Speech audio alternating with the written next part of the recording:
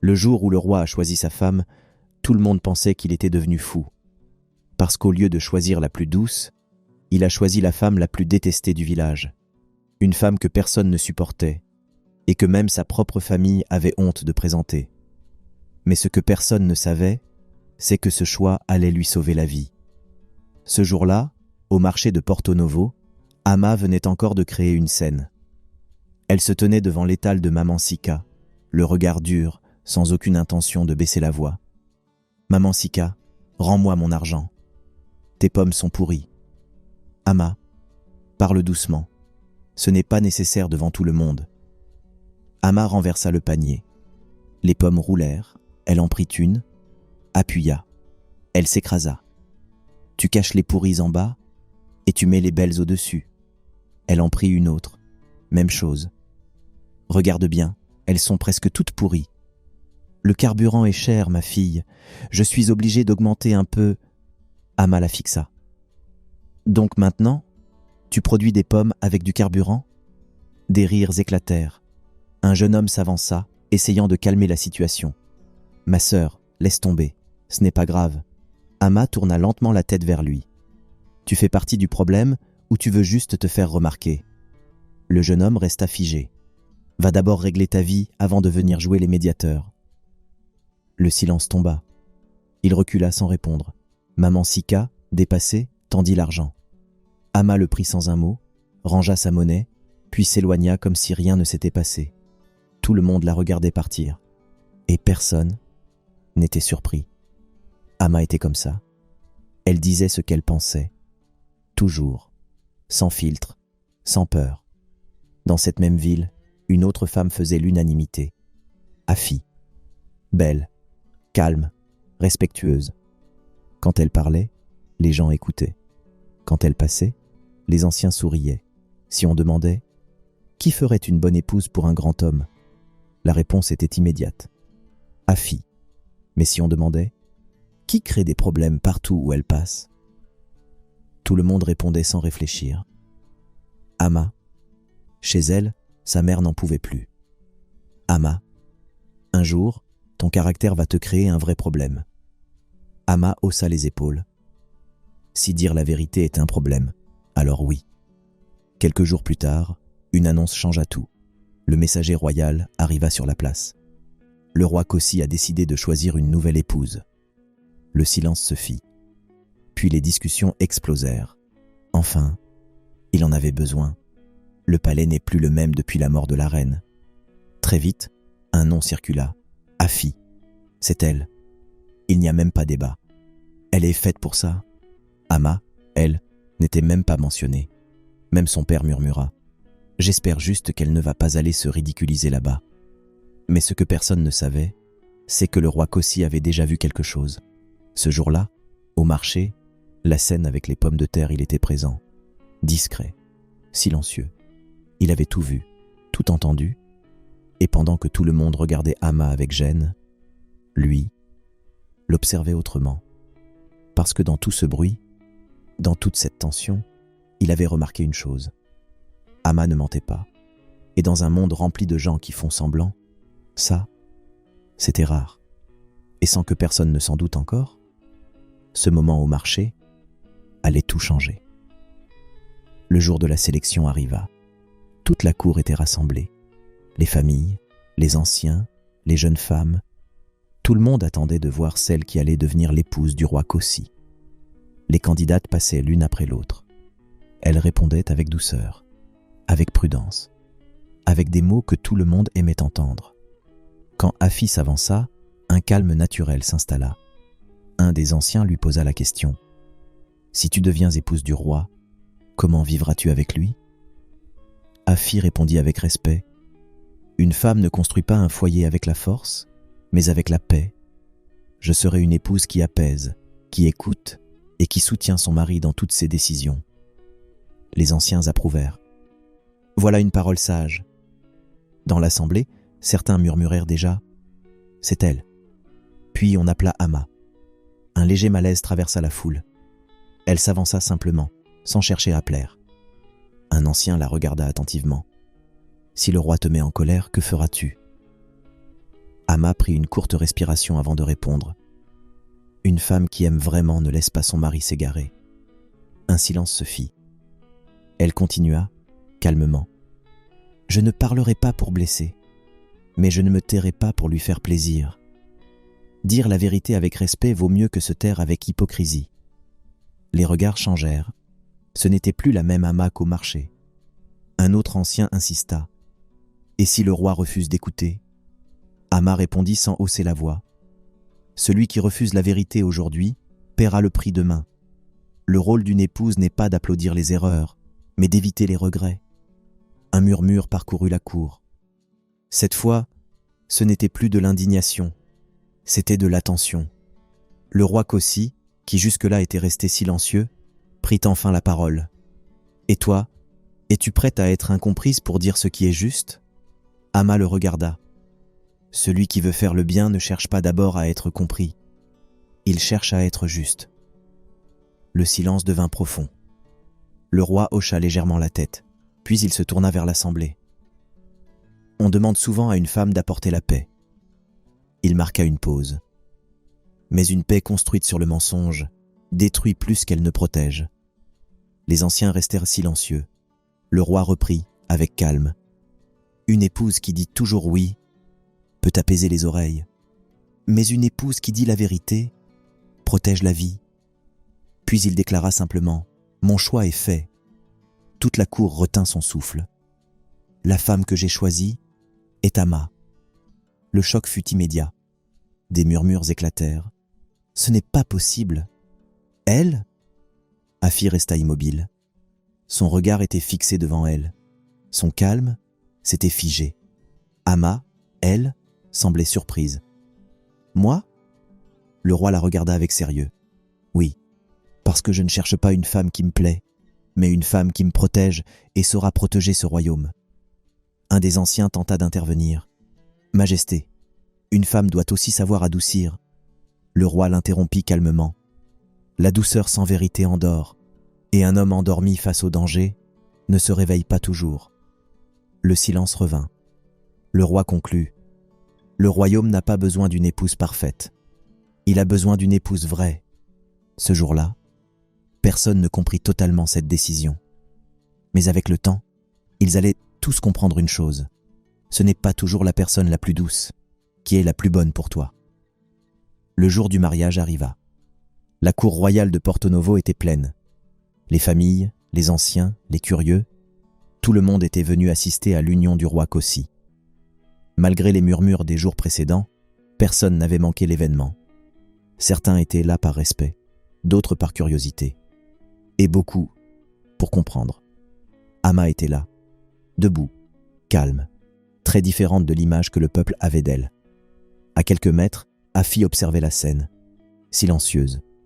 Son regard ne quittait pas le roi, ni Amma. La cérémonie se déroula simplement, sans éclat particulier, mais avec une tension que tout le monde ressentait. Parce que ce mariage n'était pas un mariage comme les autres. C'était un choix que personne n'avait compris. Une fois la cérémonie terminée, Amma entra dans le palais. Ce jour-là, elle ne dit rien. Elle observa, beaucoup. Elle regarda les visages, les attitudes, les silences, et elle comprit rapidement une chose. Ici, les problèmes ne se montrent pas. Ils se cachent. Le lendemain matin, le chef cuisinier apporta le repas du roi. Un homme respecté, sûr de son savoir-faire. Amma s'approcha, goûta, puis reposa lentement la cuillère. « Qui a préparé ça ? » ?»« Majesté, c'est moi. » Elle le regarda quelques secondes. « Tu cuisines depuis longtemps ? » ?»« Oui, Majesté, depuis des années. » Amma hocha légèrement la tête. « Alors tu devrais savoir que nourrir un roi, ce n'est pas seulement remplir son ventre. » Le cuisinier fronça les sourcils. « Je ne comprends pas. » Amma répondit calmement. « Trop de sel fatigue le corps. Trop d'huile alourdit le sang. Un homme peut manger chaque jour, et pourtant perdre sa force sans comprendre pourquoi. » Le silence s'installa. Elle ajouta. « Servir, ce n'est pas impressionner. Servir, c'est protéger. » Le cuisinier baissa les yeux. Ce jour-là, la cuisine changea. Quelques jours plus tard, Amma passa dans les couloirs du palais. Elle trouva des servantes en train de discuter, le travail à moitié fait. Elle s'arrêta, les regarda, puis dit simplement « Le travail mal fait ne trompe pas le maître, il révèle celui qui le fait. » Les femmes se turent immédiatement. Amma continua « Celui qui néglige les petites choses finit toujours par échouer dans les grandes. » Ce jour-là, le travail changea. Mais le moment le plus important arriva peu après. Amma demanda les comptes du palais. Les responsables hésitèrent, puis obéirent. Elle s'assit, ouvrit les registres, parcourut quelques lignes, puis leva les yeux. « Qui gère cela ?» Yao s'avança. « Le trésorier. » Amma posa le registre devant lui. « Explique-moi ceci. » Il regarda rapidement. « Majesté, ce sont les dépenses du palais. » Amma pointa une ligne. « Un savon à 10 000 francs ?» Le silence tomba. Yao tenta de répondre. « Ce sont des produits de qualité. » Amma le coupa, posément. « La qualité ne justifie pas l'abus. » Puis elle ajouta. « Quand l'argent disparaît sans raison, ce n'est pas une erreur. C'est un choix. » Le roi qui passait justement par la nette, à ce moment s'arrêta, leva les yeux vers Yao. « Est-ce vrai ?» Yao ne répondit pas. Ce jour-là, il fut renvoyé du palais. Peu à peu, le palais changeait. Le roi retrouvait de la force. Il mangeait mieux, dormait mieux, parlait davantage. Mais pendant que tout s'améliorait autour de lui, quelque chose se détériorait ailleurs. Les chefs. Un soir, à l'écart, Chef Tchala et Chef Komi discutaient. « Cette femme dérange tout. »« Non, » répondit Komi calmement. « Elle ne dérange pas. Elle révèle. » Tchala serra les dents. « Depuis qu'elle est là, rien ne passe. » Komi le regarda fixement. « Avant, nous étions tranquilles parce que personne ne regardait vraiment. Aujourd'hui, elle regarde. » Un silence s'installa. Puis Komi dit lentement. « Si elle continue, elle finira par tout voir. » Tchala demanda. « Alors on fait quoi ?» Komi répondit, froidement. « On ne corrige pas une femme comme elle. » Il marqua une pause. « On la fait disparaître ?» Le silence devint lourd. Ce soir-là, le danger commença réellement. Les jours passaient, et au palais, tout semblait peu à peu retrouver un certain équilibre. Le roi Kossi allait mieux. Il mangeait correctement, dormait sans agitation, et son regard avait retrouvé une clarté que beaucoup n'avaient plus vue depuis longtemps. Plusieurs pensaient que ce changement venait simplement du temps, mais d'autres savaient que la présence d'Amma n'y était pas étrangère. Cependant, pendant que le roi retrouvait sa force, certains hommes perdèrent la leur. Les chefs, ceux qui, depuis des années, profitaient du silence du palais et de la confiance aveugle du pouvoir. Un soir, à l'écart, Chef Komi alla trouver Afi.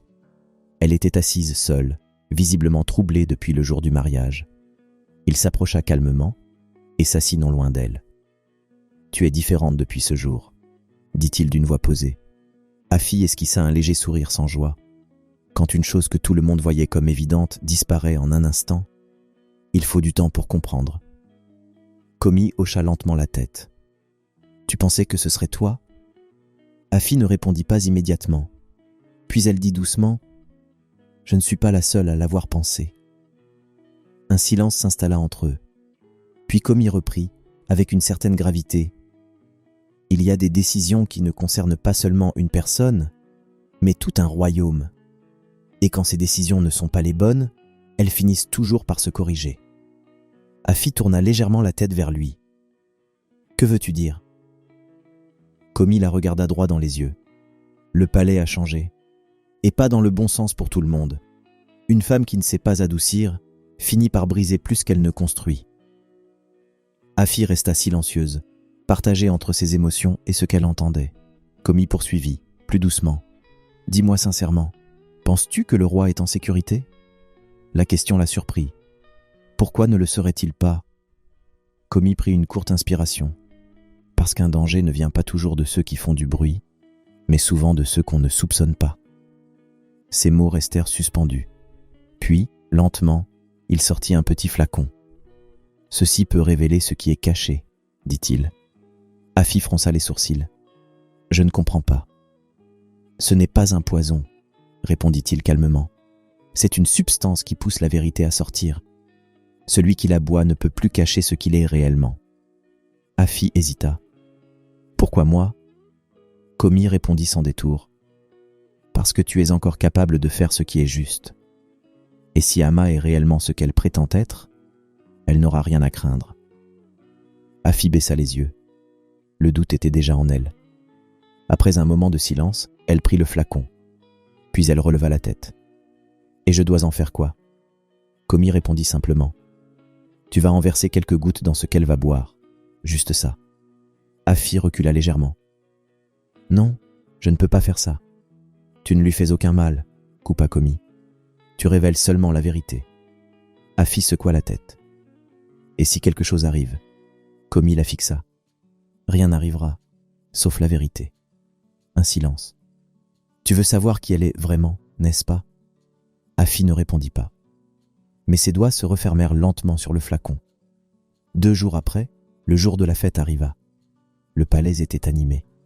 Les chants, les tambours, les rires, tout donnait l'image d'un moment de joie. Le roi Kossi était assis, Ama à ses côtés, observant calmement ce qui se passait autour d'elle. Au milieu de la fête, Afi s'avança. Elle tenait une coupe de vin de palme. Ses gestes étaient maîtrisés, mais son regard trahissait une certaine tension. Elle s'agenouilla respectueusement. « Majesté, dit-elle en s'adressant d'abord au roi, en ce jour de fête, permettez-moi d'honorer la reine. » Le roi fit un léger signe de tête. Afi tourna ensuite son regard vers Ama. « Ma reine, que ce geste soit un signe de paix entre nous dans ce village. » Autour, plusieurs personnes approuvaient déjà. Le moment semblait simple, presque naturel. Ama regarda la coupe, puis Afi, puis brièvement les chefs. Son regard changea légèrement. Elle prit une respiration, puis d'un geste ferme mais maîtrisé, elle repoussa la coupe. Le vin se renversa au sol. Un murmure choqué parcourut l'assemblée. Le roi fronça les sourcils. Ama, ce geste n'était pas nécessaire. Cette fois, Ama se tourna vers lui avec respect. « Sa Majesté, pardonnez-moi. » Sa voix était calme, mesurée. Mais accepter ce que l'on ne comprend pas, simplement pour paraître agréable, peut coûter plus cher que de refuser avec respect. Le silence se fit. Elle continua, toujours sans élever la voix. Une relation sincère ne commence pas par des gestes forcés, mais par des intentions claires. Et une intention que l'on ne comprend pas mérite d'être observée avant d'être acceptée. Afi resta figée. Ama la regarda, sans agressivité. La paix ne se propose pas dans la précipitation, elle se construit avec le temps. Le roi observa la scène, pensif. Mais autour, les murmures reprenaient. Certains voyaient encore de l'arrogance. D'autres commençaient à douter. Ama recula légèrement, puis ajouta simplement « Sa Majesté, protéger ce qui vous entoure demande parfois de refuser ce qui semble beau. » Elle inclina légèrement la tête, puis quitta calmement la cour. La fête continua, mais quelque chose avait changé. Un garde, resté en retrait, observait le sol. Son regard s'arrêta sur le vin renversé. Il fronça légèrement les sourcils.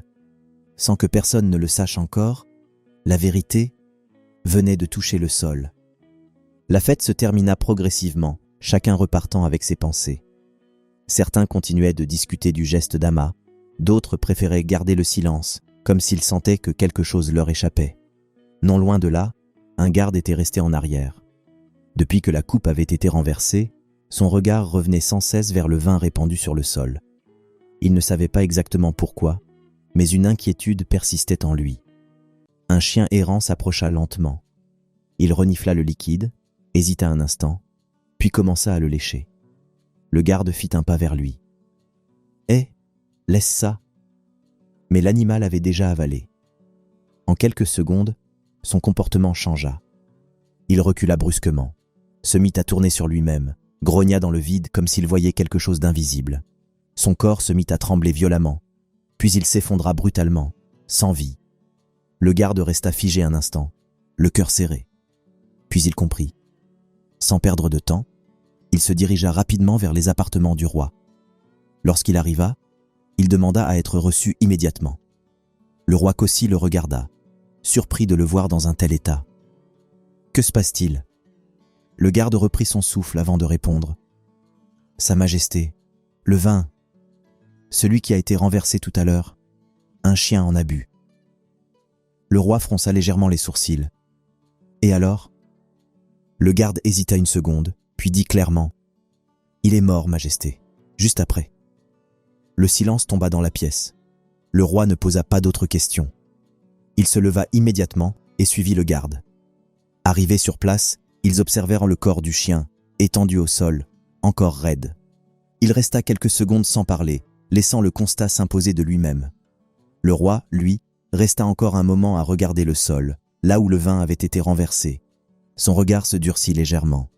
Ce qui venait de se passer ne laissait plus place au doute. Il se dirigea ensuite vers les appartements d'Ama. Lorsqu'il entra, elle était assise, en train de ranger tranquillement ses affaires. Elle leva les yeux vers lui, surprise de le voir arriver à cette heure-là. « Majesté ?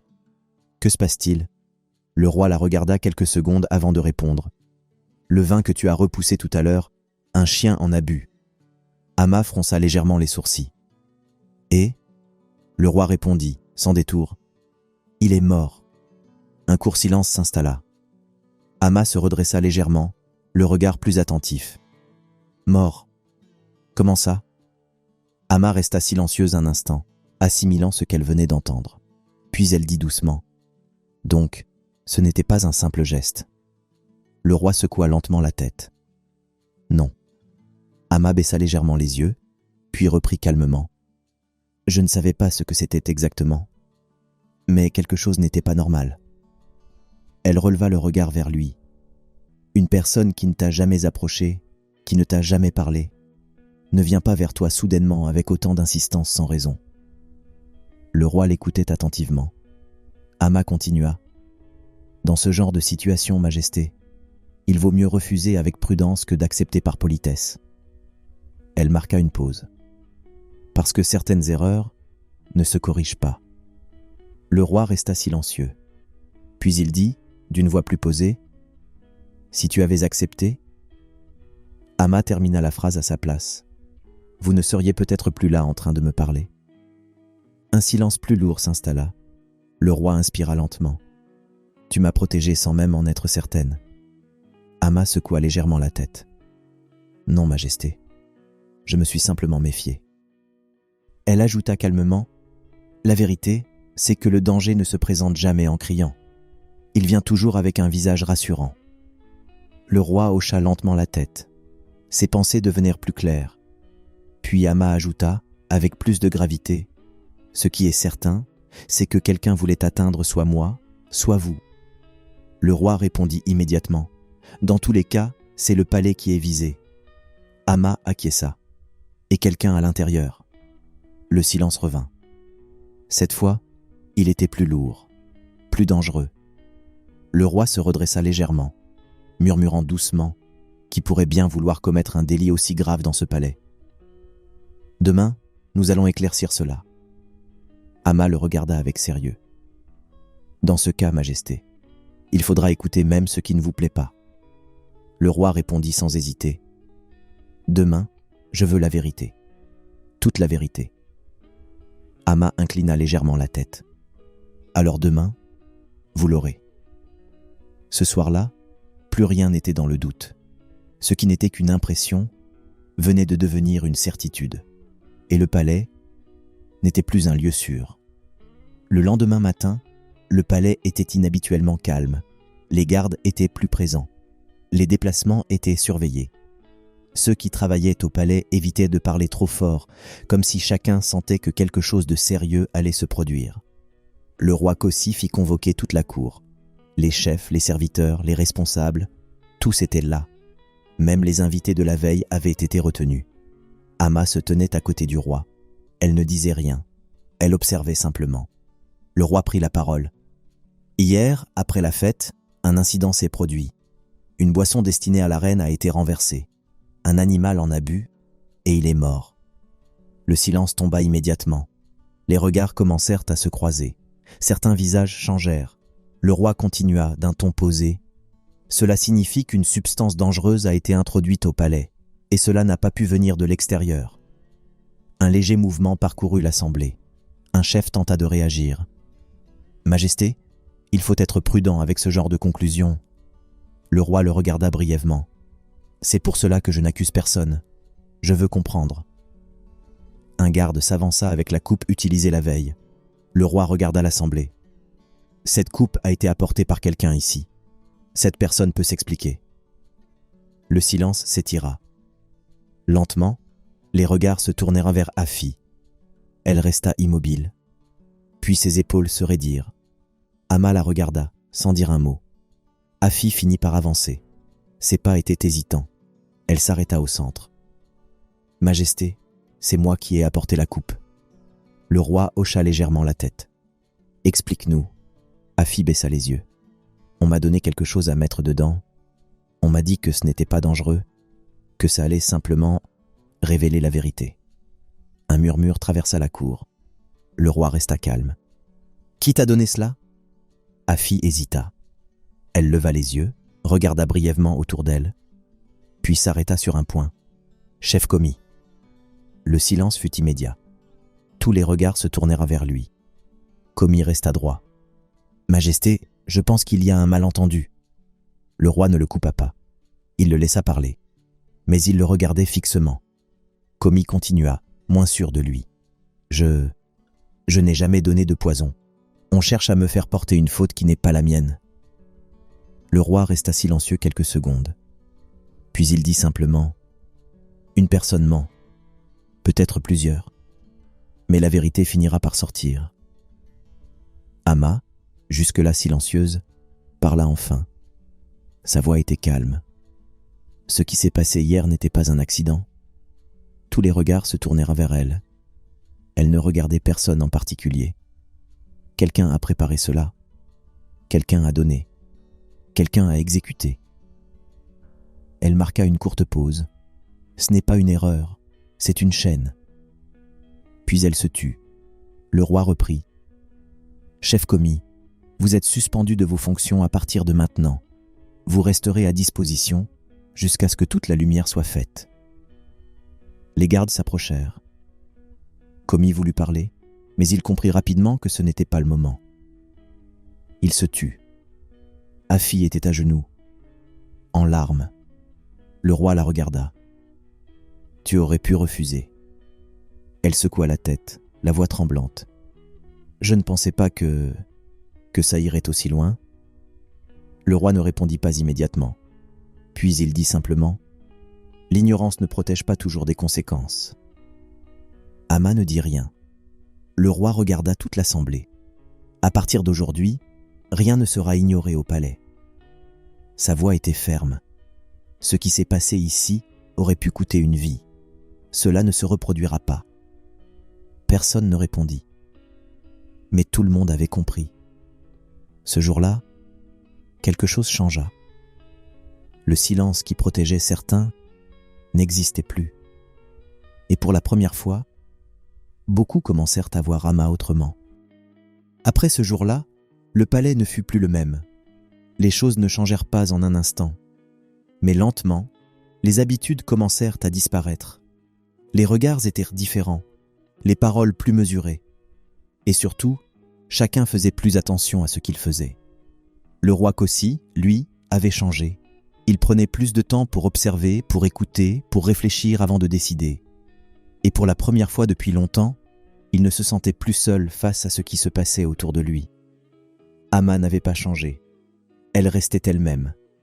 Elle parlait peu. Mais quand elle parlait, elle le faisait avec justesse. Et surtout, elle ne cherchait pas à plaire. Un soir, alors que le palais était calme, le roi se tenait sur la terrasse. Amma était assise non loin de là. Le roi rompit le silence. Beaucoup de choses auraient pu mal finir. Amma leva légèrement les yeux.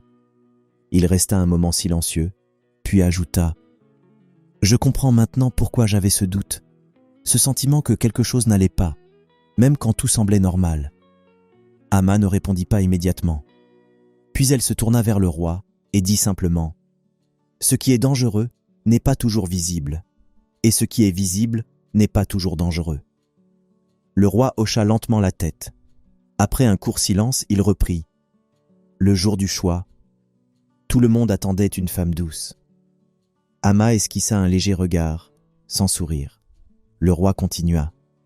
Mais une douceur qui ne voit rien laisse tout passer. Amma répondit calmement. Une maison ne tient pas seulement parce qu'elle est belle, elle tient parce qu'elle est solide. Le roi la regarda, cette fois, avec plus de respect que jamais. Tu as dérangé beaucoup de monde en arrivant. Amma répondit simplement. Je n'ai rien changé, Majesté. J'ai seulement montré ce qui était déjà là. Le roi laissa échapper un léger souffle. Et c'est justement ça qui dérange. Un silence s'installa, paisible. Au fil des jours, le regard du peuple changea aussi. Ceux qui voyaient Amma comme une femme dure commencèrent à comprendre qu'elle n'était pas le problème. Elle était simplement différente. Et cette différence avait protégé le roi et l'intégrité du palais. Afi, de son côté, accepta les conséquences de ses actes. Elle fut éloignée du palais pendant un temps, afin de réfléchir à ce qui s'était passé. Elle n'était pas mauvaise, mais elle avait laissé ses émotions et son influence prendre le dessus sur son jugement. Quant aux chefs impliqués, ils perdirent leur place et leur influence. Le roi fit en sorte que chacun réponde de ses actes, sans colère, mais sans faiblesse. Le palais retrouva peu à peu un équilibre plus sain, plus vrai. Et avec le temps, une chose devint évidente pour tous. Ce n'est pas toujours la personne la plus douce qui protège le mieux. Parfois, celle qui dérange, qui questionne, qui refuse de suivre sans comprendre, est celle qui empêche les erreurs de devenir des tragédies. Et ce jour-là, tout le monde comprit enfin une vérité simple. Dire la vérité peut créer des tensions, mais refuser de la dire peut détruire bien plus. Merci d'avoir regardé cette vidéo jusqu'au bout. Si vous avez aimé cette histoire, laissez un pouce bleu, abonnez-vous à HD Story et surtout, partagez cette vidéo avec quelqu'un qui a besoin de se rappeler que la vérité, même dérangeante, peut parfois sauver une vie. Prenez soin de vous et à très bientôt pour une nouvelle histoire.